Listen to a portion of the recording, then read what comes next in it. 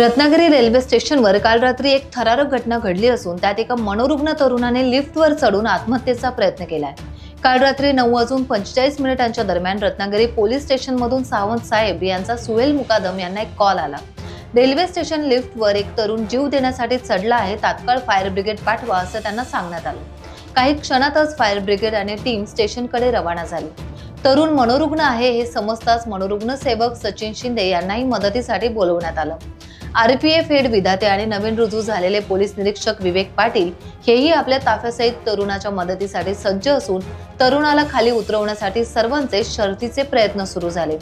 तरुणाची मनधरणी करत सचिन शिंदे यांनी हात पुढे करत त्याचा हात हातात घेतला आणि तेव्हा सुहेल मुकादम यांनी संधी साधून शिडीवर चढत त्याला वर जाऊन पकडले आणि ताब्यात घेतले।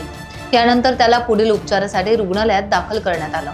हा थरार नाट्य जवळपास 3 तास चालला असून सुहेल मुकादम आणि सचिन शिंदे यांनी आपल्या जीवाची बाजी लावत या थरार नाट्याचा शेवट केला। हा प्रकार शेकडो लोकांनी पाहिला। अखेर त्या मनोरुग्णाला व्यवस्थितपणे खाली उतरवल्यानंतर सर्वांनी सुहेल मुकादम आणि सचिन शिंदे तसेच पोलीस आणि रेल्वे प्रशासनाच्या कर्मचाऱ्यांचे आभार मानले। टाइम्स डिजिटलला लाईक करा, सबस्क्राइब करा, शेअर करा आणि बेल आयकॉन दाबायला विसरू नका। पाहत रहा टाइम्स डिजिटल।